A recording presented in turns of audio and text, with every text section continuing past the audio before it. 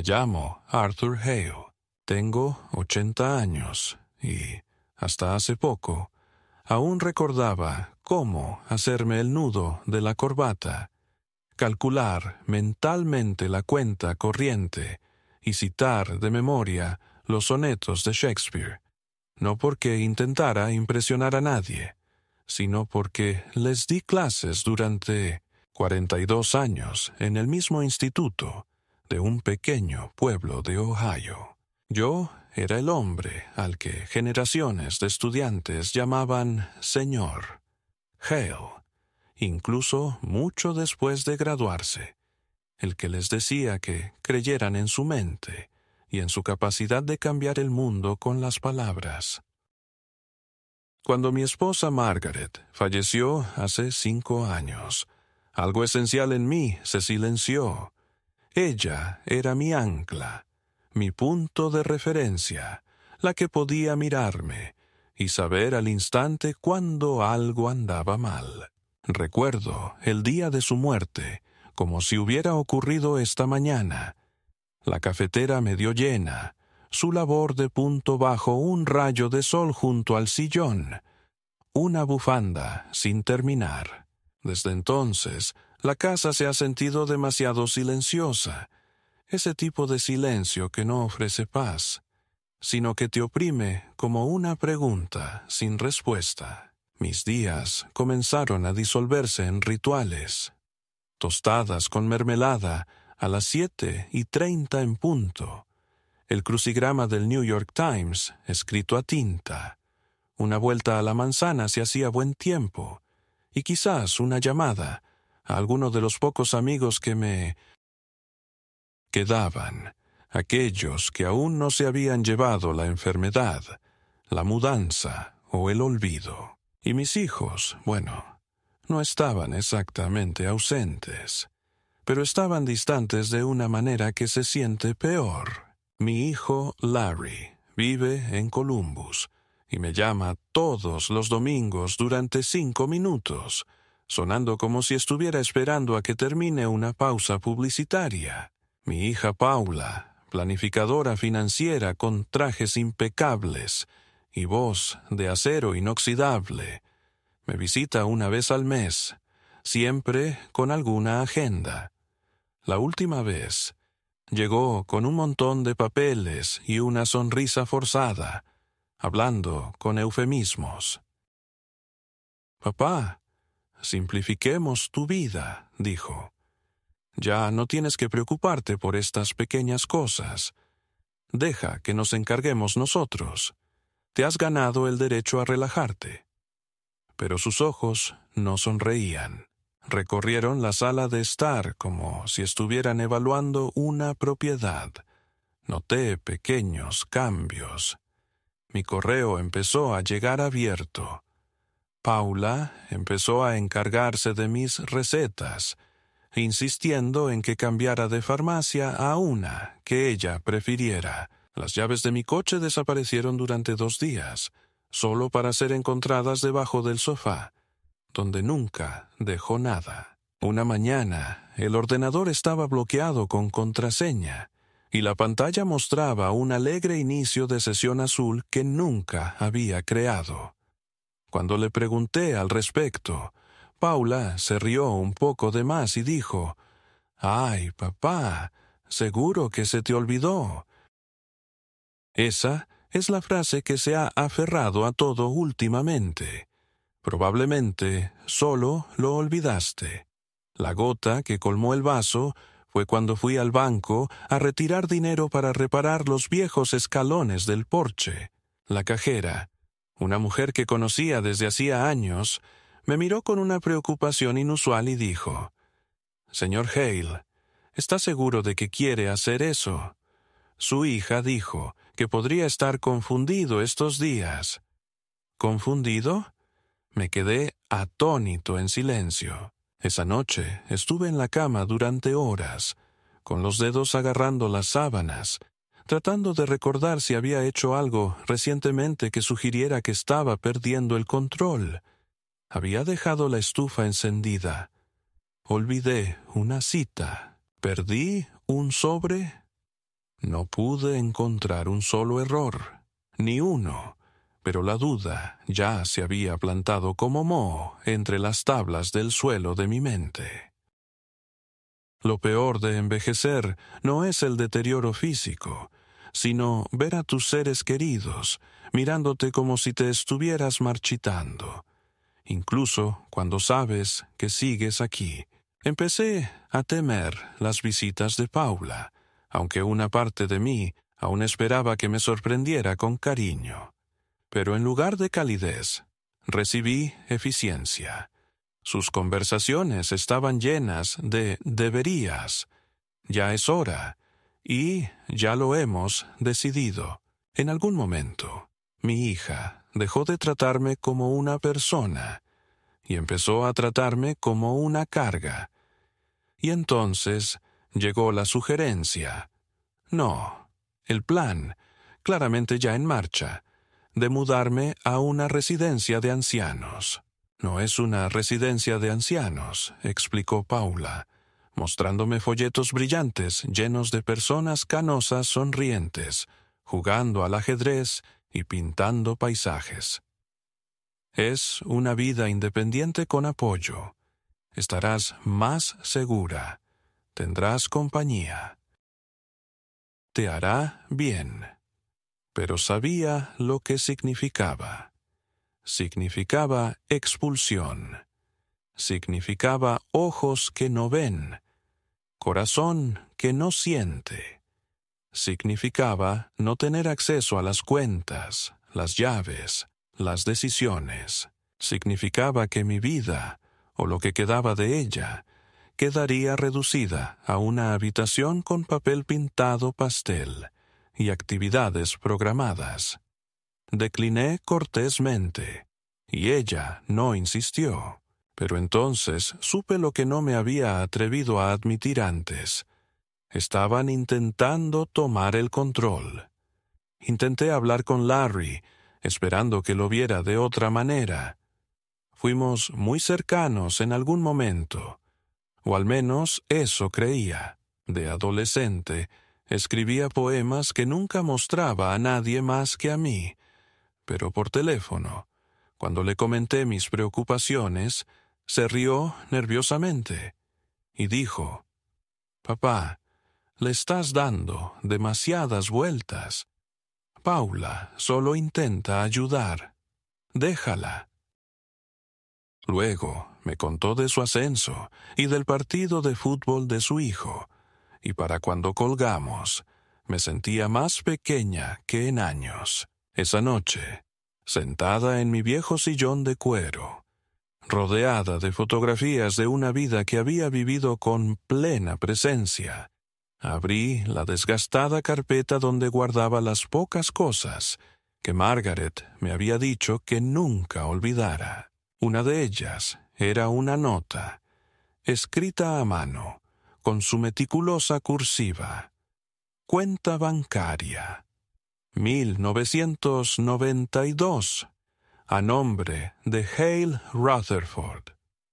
Rutherford era su apellido de soltera. Era el nombre que usábamos, medio en broma, cuando queríamos mantener la privacidad de los niños. Esa cuenta, si es que aún existía, nunca estuvo vinculada a ninguna de las finanzas principales. Había sido nuestro fondo de emergencia, nuestro secreto compartido, intacto durante décadas. Y así, sin más, se me quitó un peso de encima, porque aunque mis hijos intentaran pintarme como un viejo olvidadizo, recordé lo único que ellos desconocían. No lo había olvidado todo. Recordé lo único que importaba. Era miércoles por la mañana, cuando se me cayó la máscara. Lo recuerdo con claridad, no porque al principio ocurriera nada dramático, sino por lo normal que parecía todo. Paula había llegado, sin avisar, como siempre, con una bolsa llena de sobres bien organizados y una tableta bajo el brazo. Se movía por mi casa como si fuera suya, apagando la televisión, alisando las cortinas y suspirando al ver el estado de la encimera de la cocina. «Papá, has vuelto a dejar el cereal fuera». «Eso no es bueno para las hormigas», dijo, más para sí misma que para mí, mientras empezaba a reorganizar mis armarios.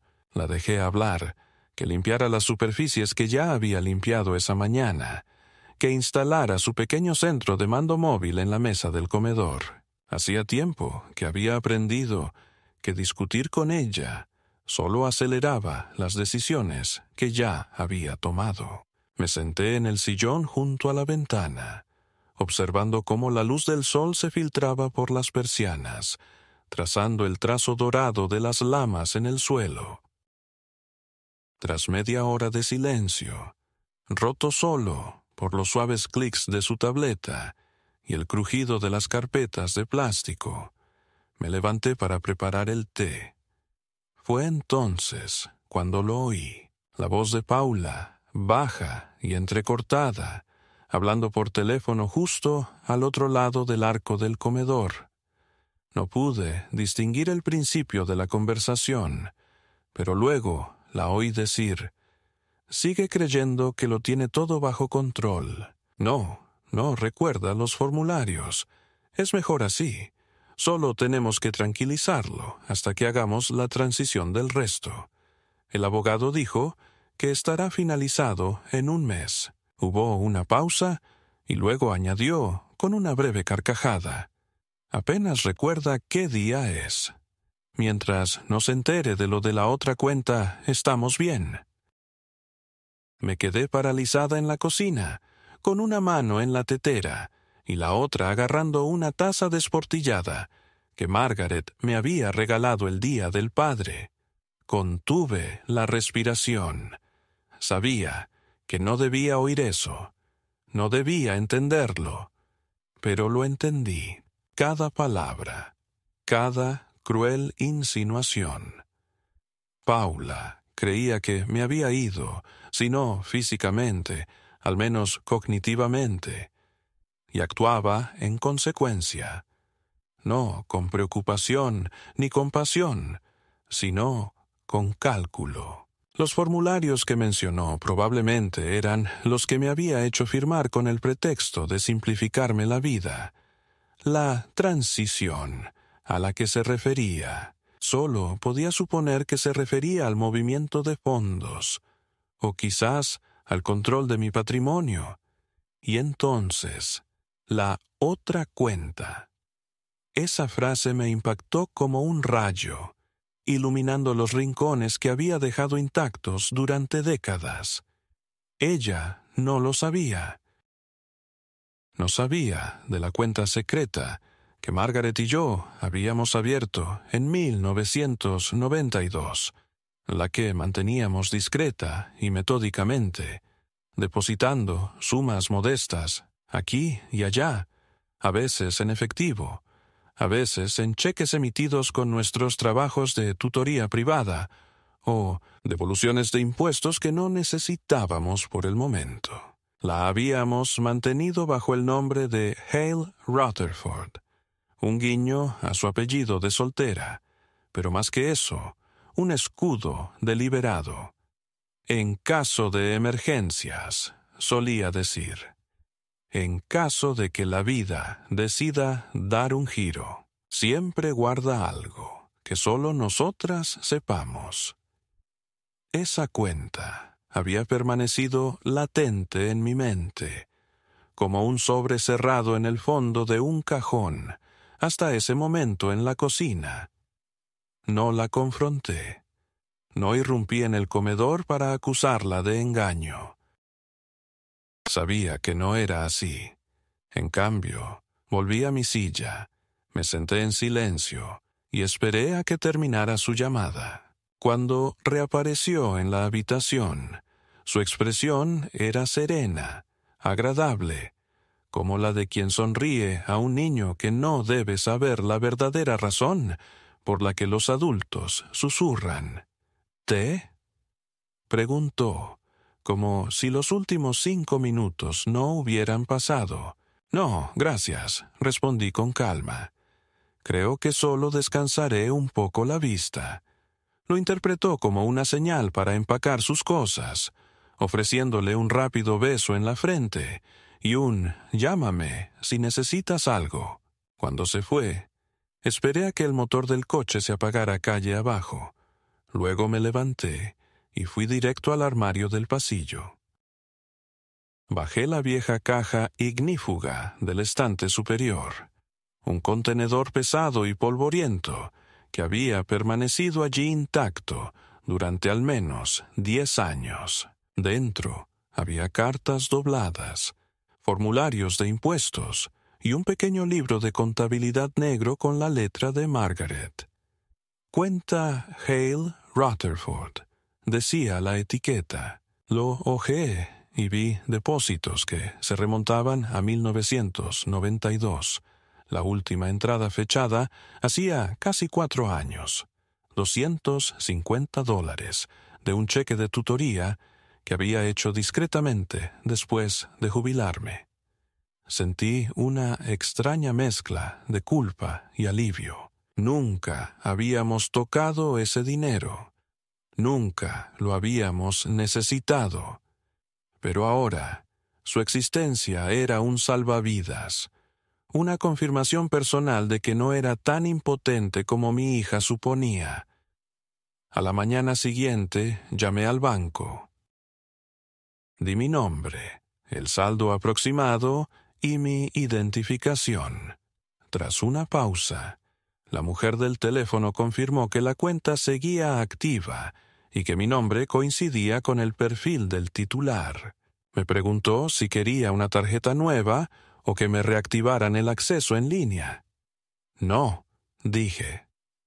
Solo envíame el extracto por correo, sin rastro electrónico. Dudó un momento, pero luego aceptó. Colgué y me quedé en la casa silenciosa, mirando las paredes beige y las motas de polvo que giraban bajo la luz del sol. Todo había cambiado. El engaño de Paula había desprendido los últimos vestigios de confianza. No se trataba solo de controlar el dinero, se trataba de identidad, de autonomía, de si aún tenía derecho a decidir qué me sucedía.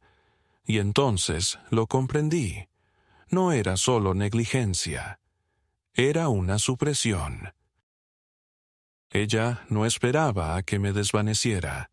Me ayudaba a desaparecer, silenciosa y convenientemente, bajo la apariencia de cuidarme. Pero no había desaparecido. No lo había olvidado. Recordaba el aroma del jardín de Margaret en primavera, los largos viajes en coche por los Apalaches, los poemas que escribía Larry, y cómo Paula se aferraba a mi pierna cuando le daban miedo las tormentas. Recordaba quién era, qué había hecho y qué me quedaba. Y lo más importante, recordaba ese relato, un hilo que no habían logrado cortar. Esa noche no dormí. Me senté a la mesa del comedor con el libro de cuentas de Margaret, mis chequeras y la carpeta que Paula había dejado. Lo estudié todo. Las firmas, la jerga legal, las cláusulas marcadas con notas adhesivas. Me quedó claro que mis hijos habían construido poco a poco un argumento, una narrativa, de que ya no era capaz. Estaban consolidando el acceso, reduciendo mi voz a susurros. Pero ahora tenía una razón para hablar alto. Tenía algo que proteger. Al apagar la lámpara y prepararme para dormir, sentí algo que no había sentido en meses, quizá años, un destello de determinación, silencioso, pero inconfundible. Ahora sabía que el suelo bajo mis pies no era tan firme como creía, que la confianza ciega podía usarse como arma, y que el amor familiar, aunque me duela decirlo, a veces podía convertirse en algo egoísta, frío y calculador, pero también sabía que aún tenía tiempo, aún tenía memoria, y aún tenía la voluntad de actuar. Creían que lo había olvidado todo, pero número. Recordé lo único que desconocían, y eso lo cambió todo. Los días que siguieron a mi descubrimiento transcurrieron con una extraña quietud, como si la casa misma contuviera la respiración. Seguí con mis rutinas, el té al amanecer, el crujido de las tablas del suelo bajo mis zapatillas, el lento ritmo de cepillarme los dientes y contar las pastillas, no por obligación, sino porque necesitaba preservar algo familiar en un mundo que repentinamente se había desplomado. Sin embargo, mis pensamientos distaban de serenidad. Cada hora que pasaba traía nueva claridad a lo que había estado sucediendo a mi alrededor durante los últimos meses. Una lenta y sutil erosión de mi independencia, disfrazada de amabilidad, enmascarada tras sonrisas que ahora parecían más velos que espejos. No lo había notado al instante, y supongo que ese era el punto. Así es la traición cuando viene de quienes amas. No cae como un rayo, se filtra como un gas, llenando la habitación con algo invisible hasta el momento de la ignición. 3 días después de la visita de Paula, recibí una llamada de un hombre que se presentó como Gregory Fuchs, un coordinador de atención a personas mayores recomendado por mi hija. Habló en un tono que era a la vez profesional y sofocantemente alegre, usando frases como bienestar holístico y servicios de transición de apoyo. Le pregunté cómo había conseguido mi número y se rió entre dientes como si yo fuera una niña encantadora. Su hija, señor, dijo que podría necesitar un poco de ayuda para organizar sus asuntos y explorar opciones de vida asistida que se adapten a su estilo de vida. Entendemos lo difícil que puede ser tomar estas decisiones solo a su edad. Mi edad. Esas 2 palabras ahora resonaron como una maldición. Le di las gracias y colgué sin más comentarios. Luego llamé inmediatamente a Paula. No contestó. Lo intenté de nuevo. Nada. Esa tarde, un sobre se deslizó en mi buzón, sin remitente, solo mi nombre escrito a mano, con una caligrafía ordenada y practicada. Dentro había más folletos, brillantes y alegres, que mostraban a hombres de pelo canoso jugando al golf, sonriendo en clases de acuarela, posando con perros de terapia. Los miré como si fueran caricaturas de cómo se suponía que debía ser la vida para gente como yo, silenciada, controlada, medicada. Subí las escaleras y abrí el cajón donde guardaba mis documentos personales. El fideicomiso en vida que Margaret y yo habíamos establecido años atrás había desaparecido.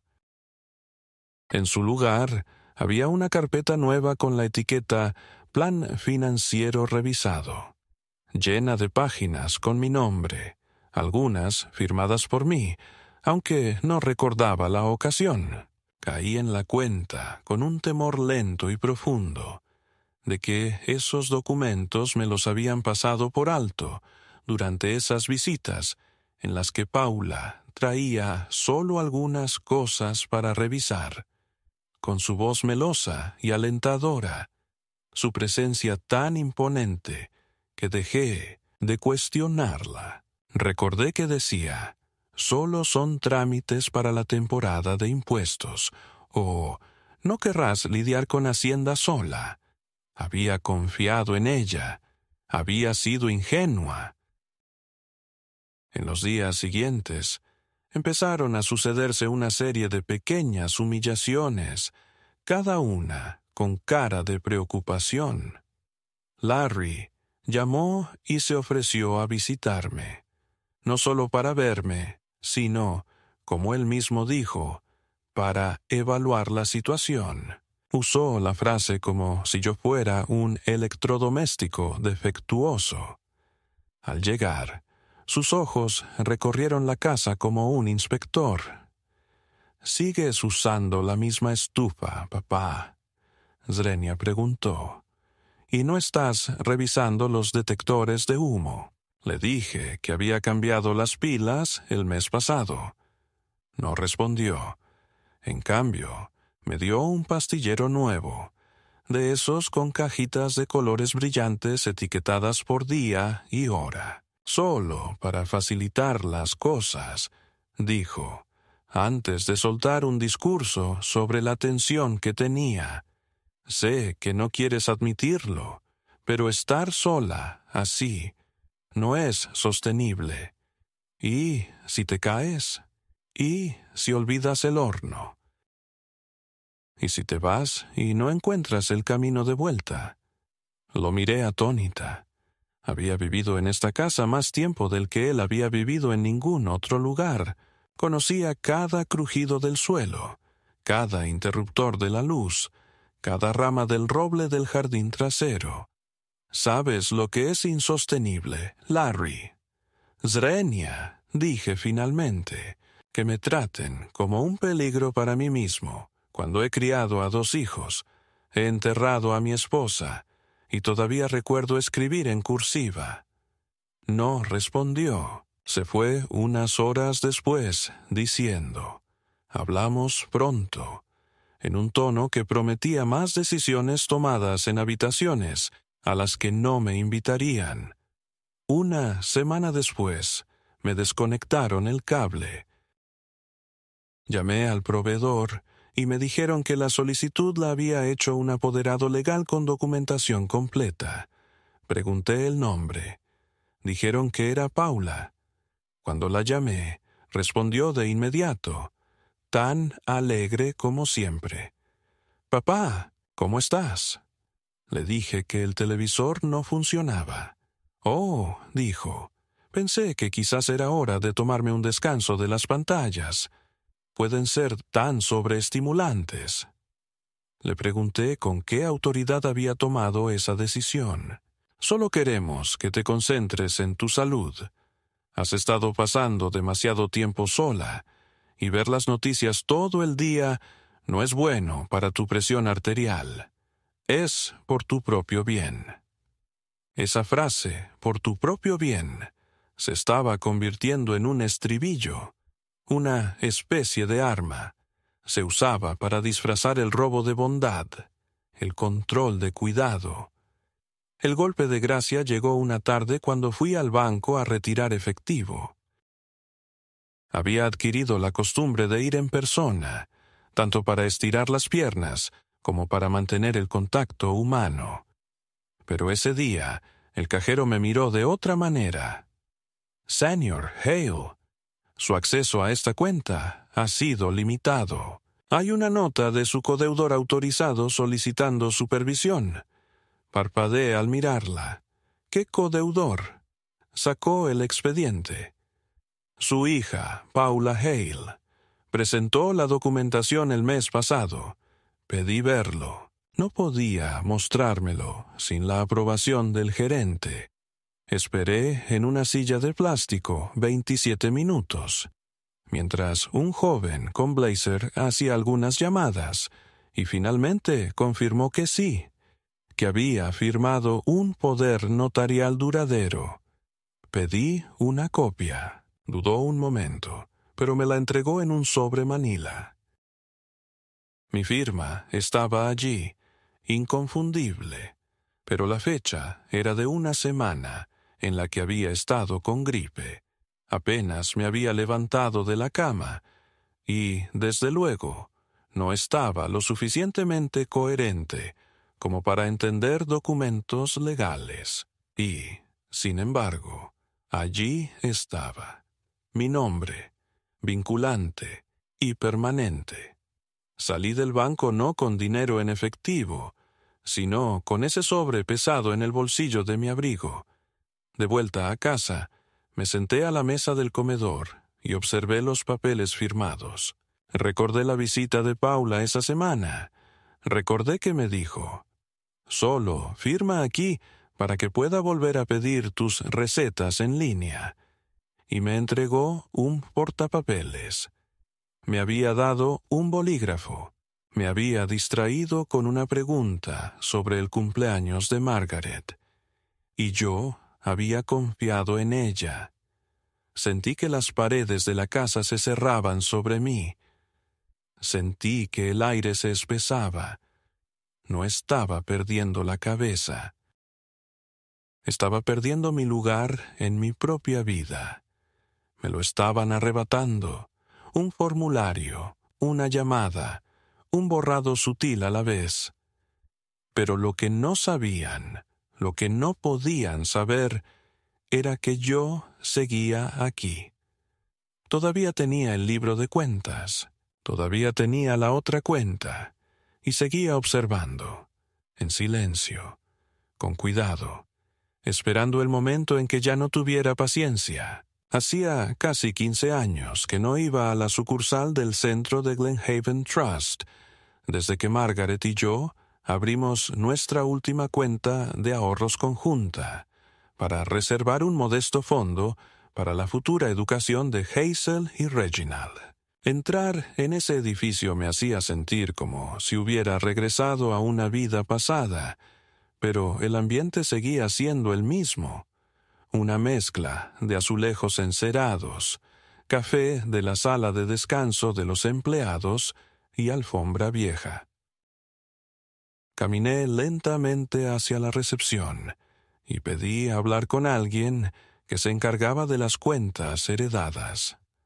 La recepcionista, una mujer de cabello rubio escarchado y sonrisa cautelosa, me pidió que esperara mientras hacía una llamada. «Alguien estará con usted en breve, señor Hale», dijo. Asentí y me senté, intentando no juguetear con el sobre que llevaba bajo el brazo.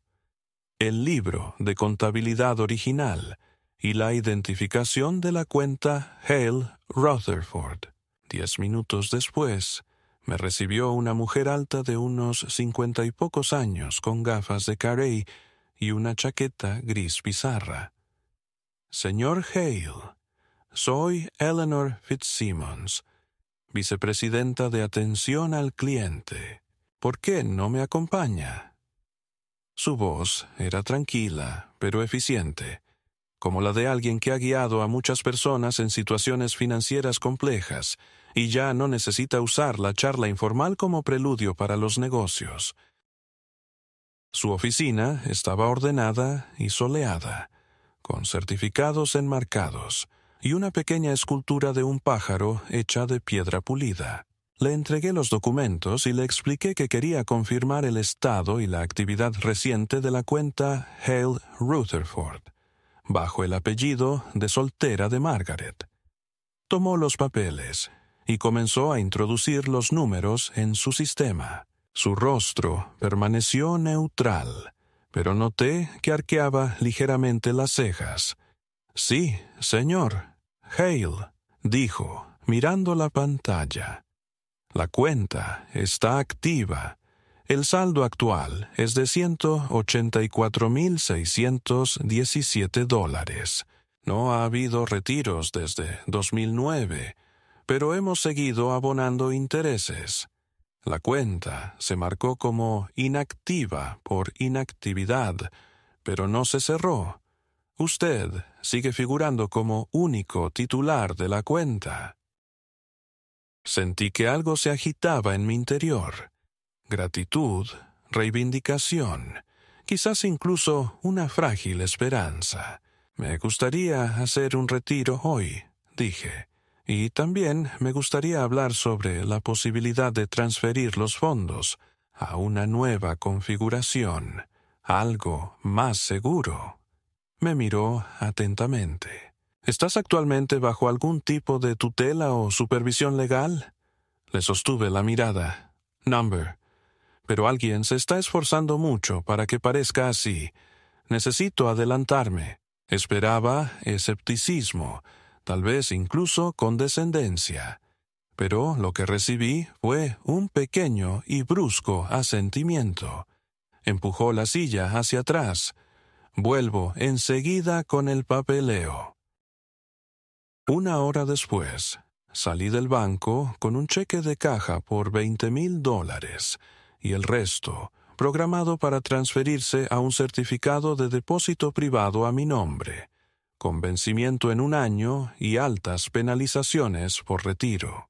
Igualmente importante, todas las notificaciones de la cuenta serían en papel y dirigidas exclusivamente a un apartado postal que había habilitado esa mañana, sin correos electrónicos, sin llamadas, sin huella digital.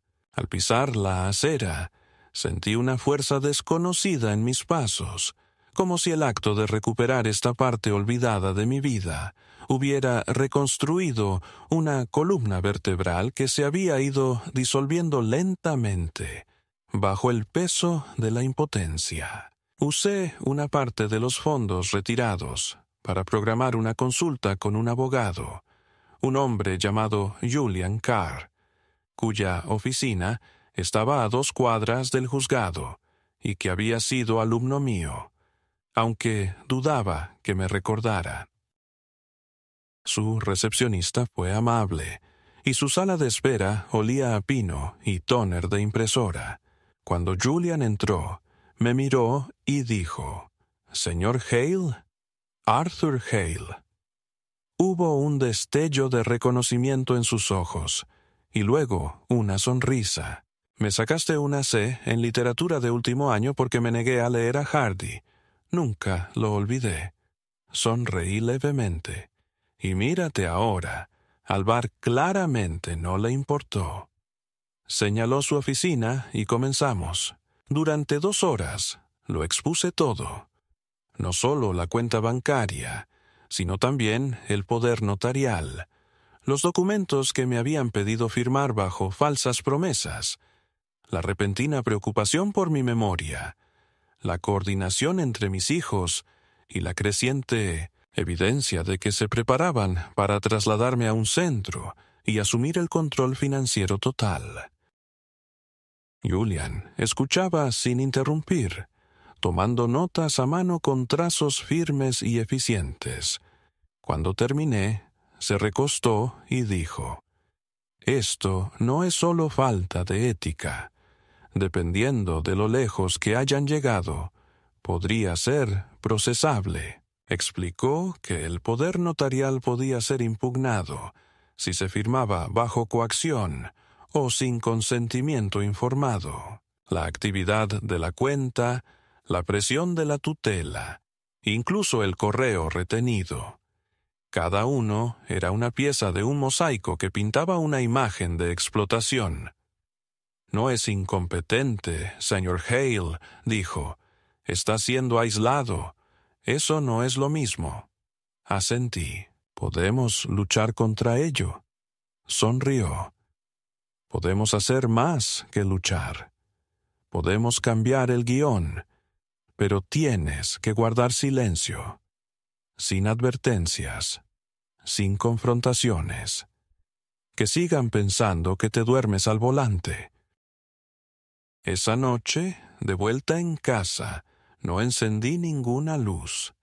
Me senté en la oscuridad, escuchando el zumbido del refrigerador, el tic-tac del viejo reloj de pared y la ocasional ráfaga de viento contra las ventanas. Mis hijos, mi propia sangre, habían comenzado a borrarme, no por malicia, me di cuenta, sino por conveniencia. Ya no era un padre para ellos. Era un riesgo, un activo impredecible con un corazón palpitante y demasiadas opiniones. Sentí el dolor de esa verdad enroscarse a mi alrededor como humo, pero también sentí algo más duro alzarse debajo de ella. Determinación, agudizada por la traición. Me habían juzgado mal. Pensaron que lo había olvidado todo, pero recordé la verdad. Y ahora tenía los medios para actuar en consecuencia. lo sabía, era el punto de inflexión. No el final de la historia, sino el final de mi silencio. Las semanas siguientes transcurrieron con una calma engañosa, esa especie de quietud que precede a una tormenta, cuando hasta los pájaros callan y el aire se espesa con algo invisible. En la superficie, todo parecía igual. Paula llamaba una vez por semana, haciendo preguntas exageradamente alegres sobre mi salud. Si había comido, cómo dormía, qué me había dicho el médico, aunque hacía más de 4 meses que no iba al médico. Larry me enviaba correos electrónicos llenos de recursos útiles sobre cómo envejecer con dignidad, incluyendo enlaces a artículos sobre residencias de ancianos y deterioro cognitivo. No respondí a ninguno. Ya había aprendido que el silencio, bien usado, puede ser más efectivo que cualquier argumento.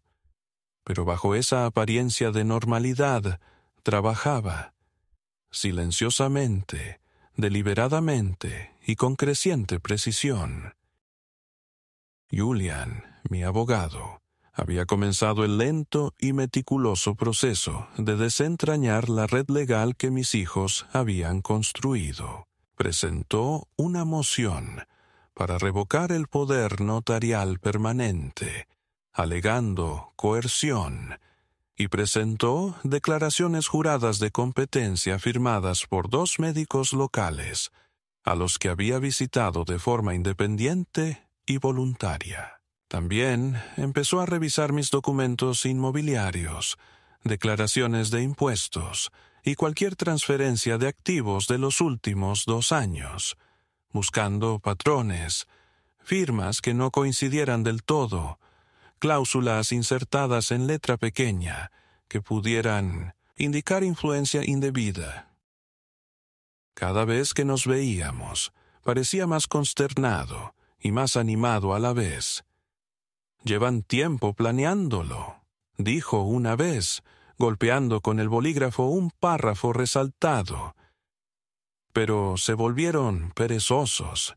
Confiaron en tu confianza para borrar sus huellas. Mientras tanto, le pagué a un investigador privado, un viejo conocido de Julian llamado Marcus Bell, para que averiguara hasta dónde habían llegado Paula y Larry. Lo que Marcus descubrió desprendió los últimos jirones de ilusión a los que me había aferrado. Hacía varios meses, Paula había presentado la documentación preliminar para incluirme como funcionalmente dependiente en el registro interno de atención de su compañía de seguros, una designación utilizada para justificar la supervisión financiera o iniciar procesos legales que involucran la tutela. Larry había firmado una carta, escrita en un tono de grave preocupación, sugiriendo que tenía dificultad para recordar información básica y que había empezado a vagar por la noche. Me quedé mirando esas palabras, sintiendo que algo dentro de mí se rompía, no por incredulidad, sino por reconocimiento. No solo me habían malinterpretado, me habían reescrito activamente, pintándome como un hombre que ya no sabía su propio nombre. Peor aún, Marcus descubrió que Paula había contactado recientemente con un agente inmobiliario con el pretexto de preparar mi casa para la transición a cuidados de larga duración, alegando que tenía la autoridad para iniciar una tasación y preguntando discretamente qué tipo de venta se podría gestionar si el propietario no coopera. Todo estaba en correos electrónicos, redactados con educación, pero claramente abusivos. Cuando Julián vio la documentación, se recostó en su silla y silbó en voz baja. «Esto ya no es solo una disputa familiar», dijo. Esto es abuso financiero a personas mayores, y es demostrable. Pero también me advirtió, esto se intensificará. En cuanto se den cuenta de que has tomado medidas, responderán, y no con amabilidad. ¿Estás preparada para eso? Ya no estaba segura de qué significaba preparada, pero asentí, porque lo que ya me habían arrebatado, la dignidad, la confianza, el orgullo sereno de una vida vivida con autonomía, no era algo que estuviera dispuesta a perder 2 veces. 2 semanas después, empezó todo. Primero llegó la visita inesperada. Acababa de almorzar y estaba lavando un plato cuando oí que llamaban a la puerta. Un ritmo agudo e impaciente que hizo ladrar al perro de enfrente. Abrí la puerta y me encontré con Paula y Larry, de pie, con los brazos cruzados y las caras tensas, con sonrisas forzadas. «Papá», dijo Paula, adelantándose. «Estábamos en la ciudad y queríamos pasar. No ha contestado a nuestros mensajes». Los dejé entrar sin decir palabra y los observé mientras inspeccionaban la sala como topógrafos evaluando una estructura en ruinas. Larry estaba sentado en el brazo del sofá, con los brazos cruzados. Paula, con el bolso aún colgado del hombro, tamborileaba con los dedos en la correa de cuero. «Estamos preocupados por ti», empezó Larry. «Has estado actuando, retraído. No eres tú mismo».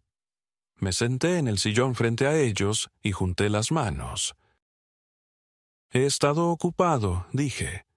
Paula ladeó la cabeza, como solía hacerlo cuando le corregía la gramática de niña. «¿Ocupado con qué, papá?», preguntó. «Ya no conduces. ¿No has visto a tu médico de cabecera? Cancelaste tu cita de seguimiento con el doctor, Yates. Eso no es propio de ti». No respondí. La observé recorriendo con la mirada la mesa, la estantería, el bloc de notas junto al teléfono. «¿Has hecho algunas transacciones financieras últimamente?», añadió, como con indiferencia. «Significativas, retiros, transferencias, nos lo notificaron». Ese fue el momento en que comprendí el alcance de su alcance. Se habían registrado como contactos de emergencia en algunas de mis cuentas y, a través de sus conexiones corporativas, me habían marcado internamente. La privacidad significaba poco, cuando los zorros vigilaban el gallinero. Respiré hondo. Todo lo que he hecho es legal, y nada de esto te concierne ya. La sonrisa de Paula se quebró, solo levemente. «Somos tus hijos», dijo. «Nos preocupa mucho». Larry se inclinó hacia adelante. «Papá, sé honesto con nosotros. Te están manipulando. Alguien está influyendo en tus decisiones. Porque no tiene sentido. Estás cambiando cosas, cerrando el acceso, moviendo dinero». «Tomando el control», interrumpí. «Estoy tomando el control». Algo que ustedes dos parecen encontrar amenazante. Se hizo el silencio. Paula miró a Larry y luego a mí. «Queremos que te hagan una evaluación», dijo finalmente. «Una profesional, cognitiva y psicológica, solo para tranquilizarnos». La miré fijamente. «¿Te refieres a la evaluación para la que ya presentaste documentos falsificados?» Su rostro se congeló. «Sabemos de eso. Julian tiene la documentación. También la tiene el tribunal. Pronto tendrás noticias suyas». Larry se puso de pie. «Estás cometiendo un error, papá», dijo, con la ira aflorando bajo su voz. «Estás escuchando a la gente equivocada. Hemos estado tratando de ayudarte». Yo también me puse de pie.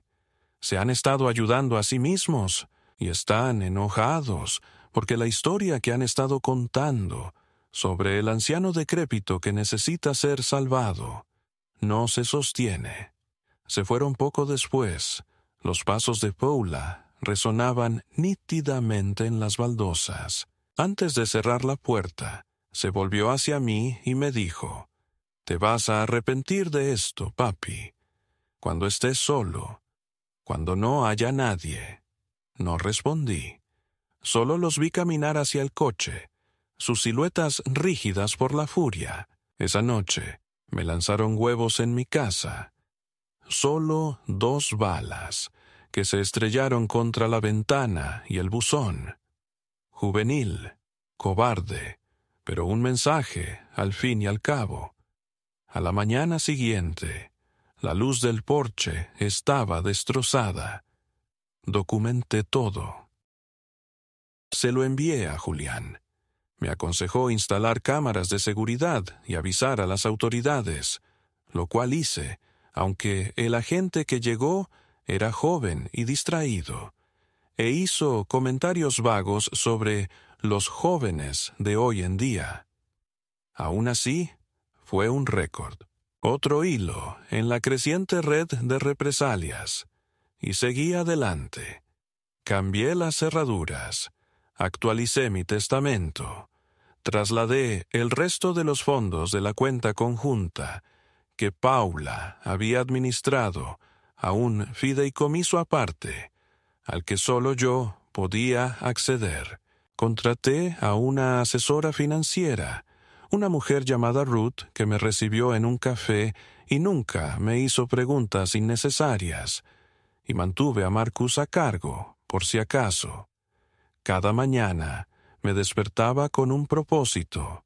Me preparaba el desayuno, leía el periódico, me estiraba, y luego trabajaba en mi vida, en mi libertad, en la versión de mí misma que se negaba a ser borrada. Paula y Larry hicieron lo que esperaba. Presentaron una solicitud de tutela de emergencia, alegando paranoia creciente, comportamiento errático y riesgo financiero. Julian respondió con documentación, historiales médicos, grabaciones de vigilancia y ofertas de declaración jurada de vecinos, médicos y miembros de la comunidad que habían hablado conmigo regularmente. Se fijó la fecha del juicio.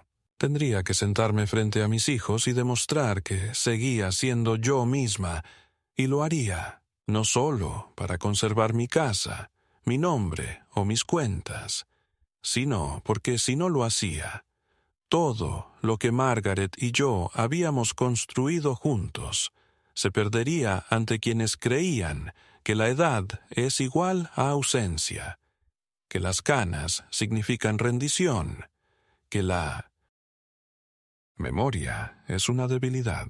Habían contado con mi silencio, pero yo lo recordaba todo, y eso me hacía peligrosa. El día de la audiencia judicial llegó como un amanecer frío y gris, cargado de anticipación y el peso de miedos no expresados. Me desperté temprano, sin poder dormir, con los tenues rayos de luz matutina atravesando la desgastada alfombra de mi sala.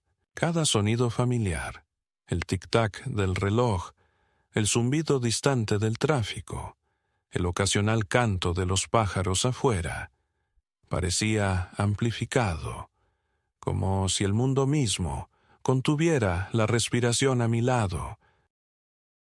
Julian llegó puntualmente, con su maletín en la mano y una serena determinación en sus ojos que necesitaba desesperadamente tomar prestada. Revisó la pila de documentos una última vez, me tranquilizó con un firme apretón de manos y me recordó que no estaba sola en esta lucha.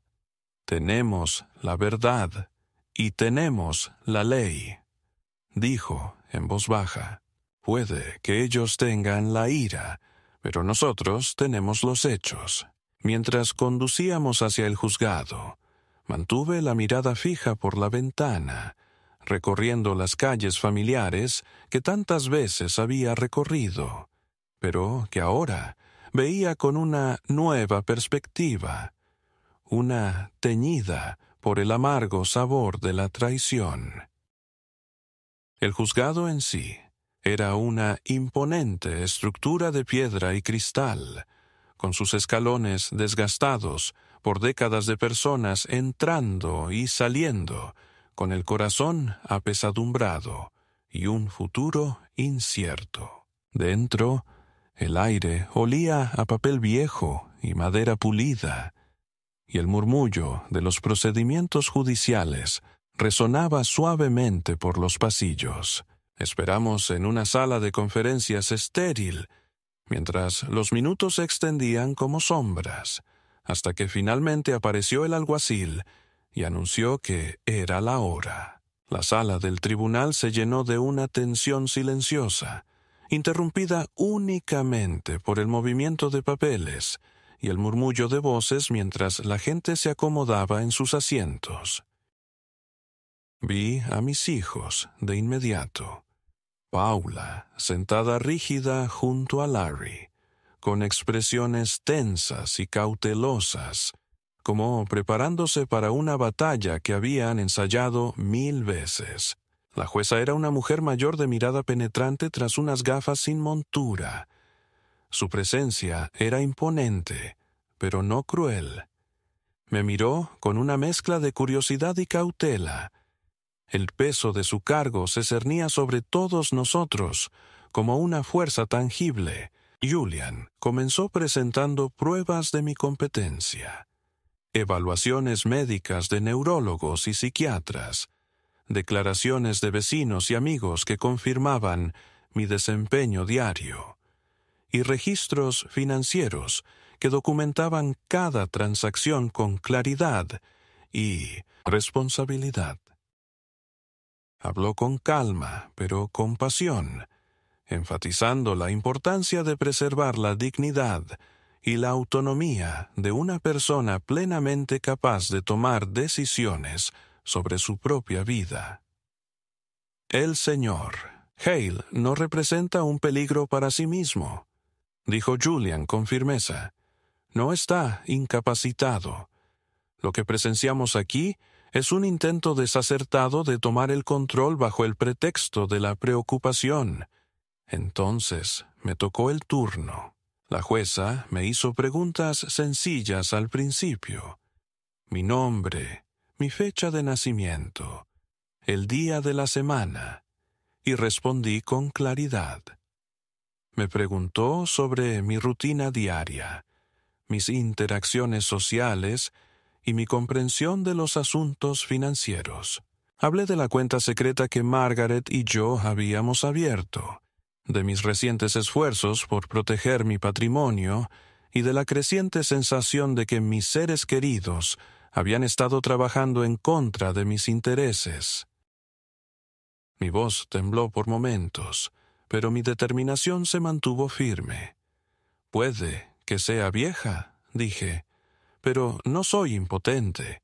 Recuerdo todo lo que importa, y no permitiré que me arrebaten la vida quienes creen que mi edad es una excusa para su avaricia.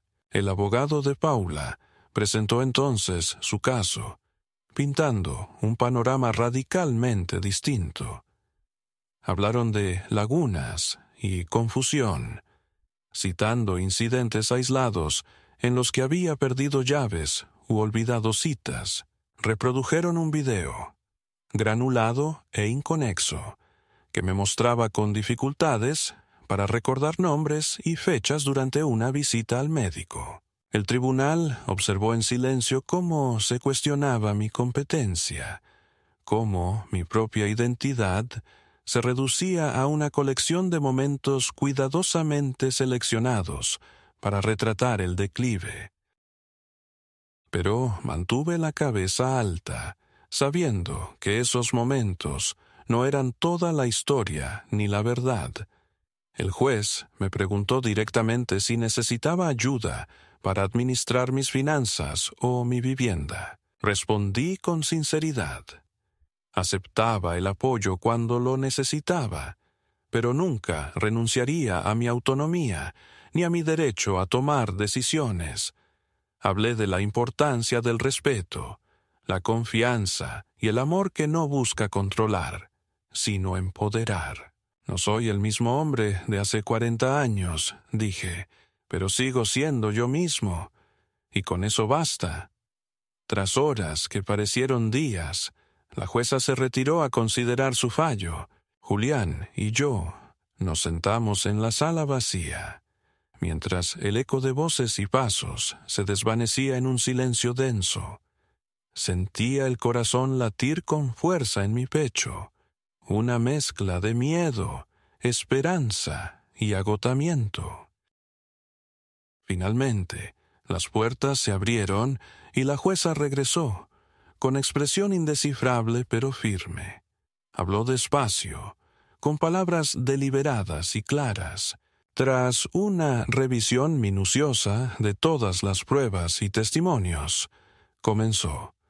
Este tribunal determina que Arthur Hale es competente para administrar sus propios asuntos y tomar decisiones sobre sus asuntos personales y financieros. Se deniega la solicitud de tutela.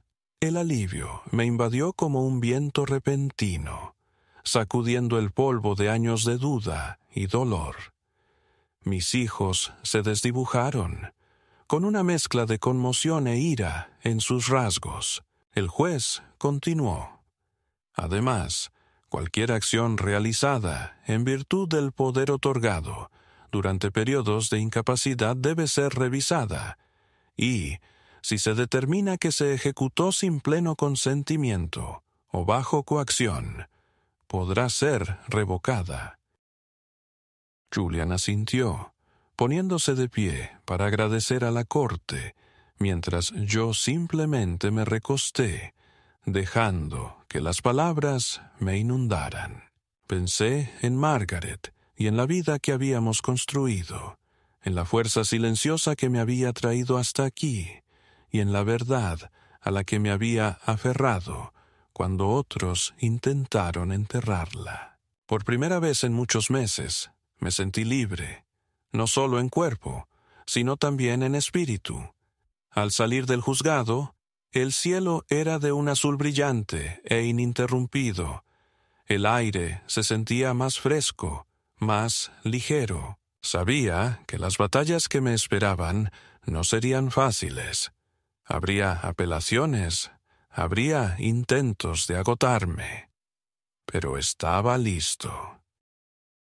Había luchado por mi dignidad, recuperado mi voz y recordado a mi familia y a mí mismo que la edad no borra el alma de un hombre. No estaba solo, ni me habían olvidado. El relato secreto, el abogado, los recuerdos, todos eran piezas de un mosaico mayor, uno que contaba la historia de un hombre que se negó a ser borrado. Y al salir a la luz del sol, sintiendo el calor en la cara, supe que este no era el final, era el comienzo.